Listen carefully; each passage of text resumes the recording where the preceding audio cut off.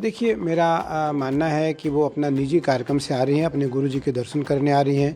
जो ਸਿੱਖਿਆ ਕ੍ਰਾਂਤੀ ਪੰਜਾਬ ਦੇ ਵਿੱਚ ਪਿਛਲੇ 2 ਸਾਲ ਤੋਂ ਸ਼ੁਰੂ ਹੋਈ ਹੈ, ਸ਼ਾਨਦਾਰ classroom, laboratories, tennis, basketball, swimming pool, ground, वो सारे ਅਸੀਂ ਇੱਥੇ कर रहे हैं तो कामयाबी हो रही है। मुख्यमंत्री भगवंत सिंह मान के नेतृत्व वाली पंजाब सरकार शिक्षा के क्षेत्र में क्रांति कर रही है, तभी तो 10 लाख से अधिक छात्रों ने सरकारी स्कूलों में दाखिला लिया है। 118 स्कूल ऑफ एमिनेंस खोले गए हैं। स्मार्ट क्लासरूम, फ्री वाईफाई, आधुनिक लैब से स्कूलों को लैस किया गया है। अगर देखा जाए तो उस स्कूल की जो फैसिलिटीज थी और जो इस स्कूल में फैसिलिटीज है वो बहुत ही अच्छी तरह से प्रिपेयर की गई है और जो प्राइवेट स्कूल से है उससे भी काफ़ी बेहतर हमें फैसिलिटी प्रोवाइड की जाती है। पुराने स्कूल से नए स्कूल में शिफ्ट हुए हमें बहुत अच्छा लग रहा है यहाँ पे, और यहाँ पे बहुत ज़्यादा फैसिलिटीज दी गई है, बिल्कुल एक प्राइवेट स्कूल की तरह दी गई है यहाँ पे फैसिलिटीज। मुख्यमंत्री भगवंत सिंह मान के नेतृत्व वाली पंजाब सरकार में जिस तरह से शिक्षा क्षेत्र में काम हो रहा है उसमें बच्चों को अपना उज्जवल भविष्य साफ दिखाई दे रहा है।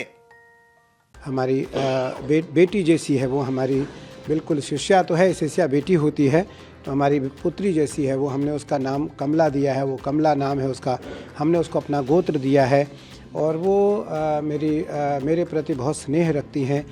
महाकुंभ एक ऐसी आस्था का केंद्र है जिस पर सिर्फ भारत के लोगों को ही नहीं बल्कि दुनिया भर के लोगों की आस्था भी टिकी हुई है। यही वजह है कि अब खबर है कि एप्पल के सह संस्थापक स्टीव जॉब्स की पत्नी और दुनिया की सबसे धनी महिलाओं में शुमार लॉरेन पावेल जॉब्स प्रयागराज में महाकुंभ में आ रही हैं। जी हां, अरबपति कारोबारी लॉरेन यहां कल्पवास करेंगी ऐसी खबर है और साधुओं की संगत में सादगीपूर्ण जीवन बिताएंगी। बताया जा रहा है कि उनके दिवंगत पति स्टीव जॉब्स की तरह ही लॉरेन भी हिंदू और बौद्ध धर्म से खास जुड़ाव रखती है।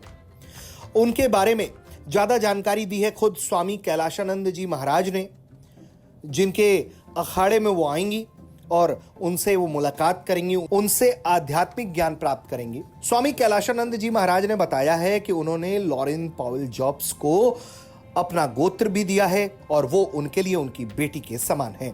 क्या कुछ कहा है उन्होंने, सुनवाते हैं आपको।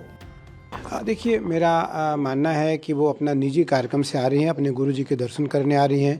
हमारी बेटी जैसी है वो, हमारी बिल्कुल शिष्या तो है, शिष्या बेटी होती है तो हमारी पुत्री जैसी है वो। हमने उसका नाम कमला दिया है, वो कमला नाम है उसका। हमने उसको अपना गोत्र दिया है और वो मेरे प्रति बहुत स्नेह रखती हैं। दूसरी बार भारत आ रही है, दूसरी बार आज भारत आ रही है और अपने शिविर में निस्संदेह वो 1-2 दिन, 3 दिन, 4 दिन, 5 दिन प्रवास करेंगी।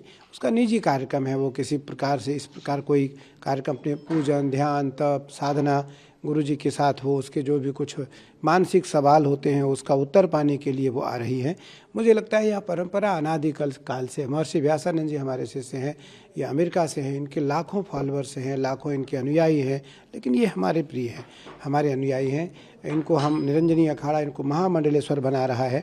मुझे लगता है यह परंपरा अनादिकाल से है कि हमारी परंपरा पूरी दुनिया में जाए, पूरी दुनिया में वो जाकर के स्थापित हो, लेकिन परंपरा मौलिक हो, परंपरा सैद्धांतिक हो, परंपरा वैचारिक हो, परंपरा आध्यात्मिक हो। उसमें किसी भी प्रकार से कोई लोकप्रियता न हो, कोई लोक हित न हो, उसमें किसी प्रकार से स्वजन हित न हो, लोक हितकारी हो, लोक कल्याणकारी हो, वो स्वजन हितकारी ना हो, वो अपना खुद के कोई किसी प्रकार का कोई स्वार्थ न हो। तो महाराज जी आज वो आ रही हैं, आपकी पेशवाई में भी शामिल होंगी?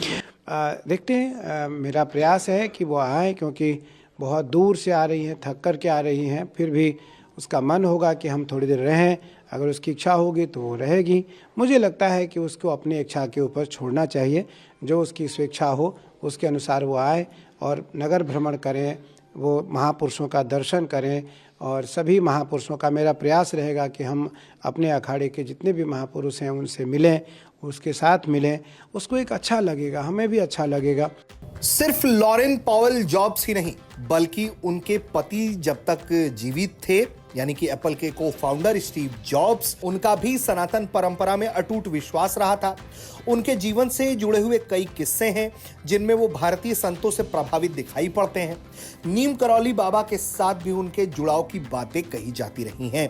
यकीनन महाकुंभ आस्था का वो महापर्व है जिसमें दुनिया के वो लोग जो आध्यात्म की तरफ देखते हैं वो खुद को इससे जुड़ा हुआ महसूस करते हैं। ब्यूरो रिपोर्ट, भारत तक।